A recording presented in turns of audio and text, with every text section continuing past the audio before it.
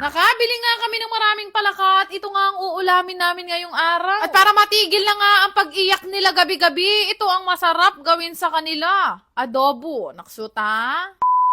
For today's ganap nga, palakang kokak naman ang lulutuin ng isang Mengay Vlogger Esterias. Dahil nandito nga kami sa Kabukiran, Diyos ko, napapaligiran kami ng mga palakang kokak. Ilang araw na rin akong puyat sa kakakokak nila gabi-gabi. Kaya naman ayan, tegi kayo sa akin, kayo ang ulam namin. Kaya nga, nung bata pa lang ako, napakahilig ko na kumain ng mga ganitong luto. Kung yung nakaraan nga, daga ang inulam namin, ngayon naman palakang adobo ang lulutuin ko. Medyo nakakainit lang talaga ng ulo yung kutsilyo na gamit ko dito sa Bugay Farm, kaya namang ginunting ko na isa-isa yung mga kamay nitong mga palaka. Bili ko nga to ng 180 per kilo. Tandaan ko talaga dati, gustong gusto kong umuulan kasi ibig sabihin meron ng mga nagtitinda ng palaka sa amin. Tingnan nyo naman to guys, yung isang palaka na to, parang si Carlos Yulo lang sa sobrang flexible. Naksyuta. Hindi rin kasi ako maarte sa paglilinis ng mga ganito. Diyos ko, mag-iinarte ka pa, wala ka na nga maulam. Marami-rami na nga rin itong nalinis ko at kasyang-kasya na yan sa aming pito.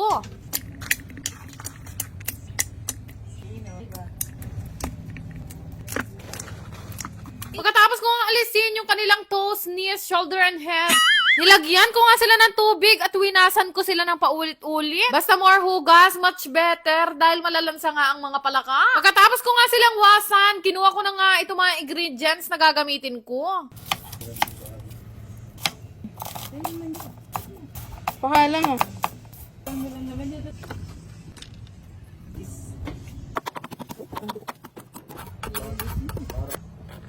No, makumpleto ko na nga lahat ng ingredients na gagamitin ko. Abay, syempre, magpapaapi na tayo. Sarap nga nagluluto dito sa Didutong dahil feeling ko mas naglalasa siyang special kapag ka ito yung gamit kong lutuan. Mainit nga na kawali, naglagay na nga ako ng maraming mantika, tapos ginisa ko na nga itong luya, sibuyas at bawang. Sabi nga sa akin ni Angeline Mapagmahal, kapag ka daw nagigisa ako, dapat daw inuuna ang luya. Ay, Diyos ko, buti na lang sinabi niya.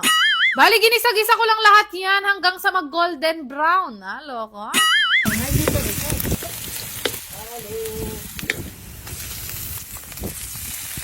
Dito nga sa amin, wala kang karapatan mag-ASMR dahil kami mga Kapampangan, Diyos ko, kakatak kami ngan.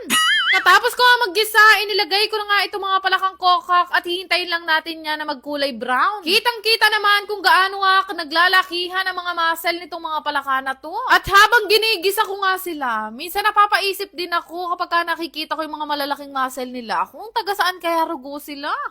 Nawawala talaga ang pagka-Disney princess ko pagka nandito ako sa Bugay Farm dahil wala akong ibang gagawin kung hindi magluto na magluto. Antimonyan, may Disney princess worry na walang tsinelas. Naksyuta. Pero mabalik nga tayo dito sa niluluto kong palaka. Hinayaan ko lang siya mag-isa at maprito hanggang sa magkulay brown siya. Tapos naglagay na nga ako ng siling labuyong berde. Gusto ko kasi sa ganitong luto yung maparas-paras kaya dinamihan ko na din ang lagay ng sili. Kaya rin nga noon, kinuha ko na nga itong toyo at naglagay na nga ako dahil syempre, adobo ang lulutuin natin. Kalagay ko ng toyo, nagbudbud na rin ako ng pamintang durog. Pagkatapos nga noon, pakukuluin lang natin siya ng very light bago nga ako maglagay ng konting tubig at suka. Kayo guys, sa probinsya nyo, kinakain nyo rin ba itong palaka? At sa hindi pa nakakaalam na kinakain ng palaka, guys, ito ay palakang bukid. Hindi po ito yung palakang pagka pinalo nyo ng kahoy lumolobo. Nung nilagyan ko nga ng suka, tinakpan ko lang sandali at pinakulo at after nun, pwedeng-pwede na nga ito. Dito nga sa amin sa Pampanga, ang tawag namin sa mga palaka ay tuga. Kaya ang niluto ko ngayon ay adobong tuga. Pero dahil nakaka-LL na nga ang Disney princess, adobong frog na ang tawag ko. Charis! Kaluto ko nga nung adobo, naglagay na ulit ako ng maraming mantika dito sa malinis na kawali. Pagkatapos ko nga ma-adobo yung mga tugak, binabad ko nga sila sa harina, tsaka ko sila pinrito isa-isa. Bali, crispy fry nga pala yung ginamit ko dito at naglagay lang ako ng konting harina para hindi masyadong maalat. Mabilis lang naman silang prituhin dahil luto na nga rin to dahil kanina inadobo ko. Pero hindi naman lahat ng inadobo ko kanina, pinrito ko pa. Actually, magkaiba kasi kami ng gusto ni Bebo. Ewan ko nga, ba't nakatuluyan kami? Tsari! Ngayon pa nga lang, amoy na amoy ko na yung sarap at bango nitong mga palaka na niluluto ko. Bali mga nasa 20 pieces nga pala itong pinaprito sa akin ni Bebo. At actually, malapit na rin naman ako matapos at malapit na kaming kumain.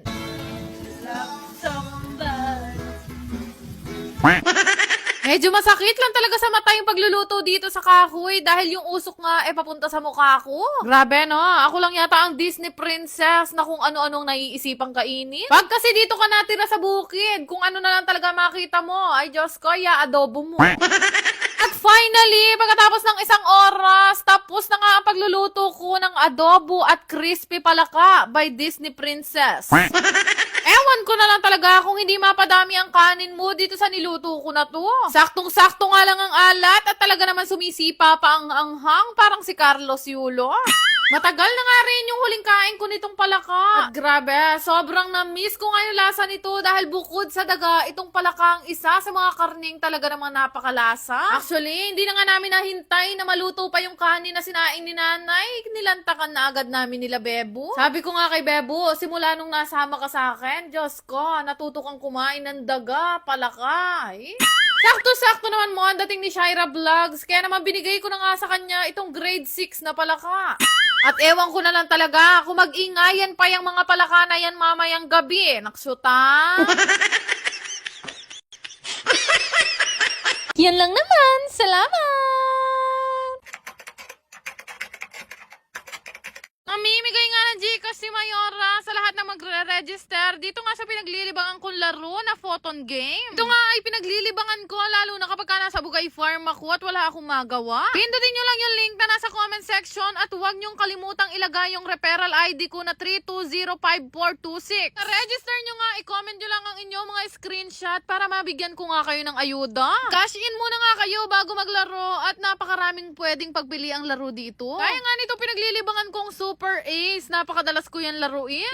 Pindutin nyo lang yan kagaya nitong nilalaro ko at mananalo naman kayo dyan. Pero syempre, totoong pera ang nakukuha nyo. Kaya nang lagi ko sinasabi, hinay-hinay lang sa paglalaro. Pag may extra money, tsaka nyo lang to laruin kagaya ko. Kapag ka nanalo na kayo, pwede nyo na yan i-cash out. Lang kadali laruin itong photon game. Kaya kung gusto mong sibukan, yung link nasa comment section. Yan lang naman. Salamat!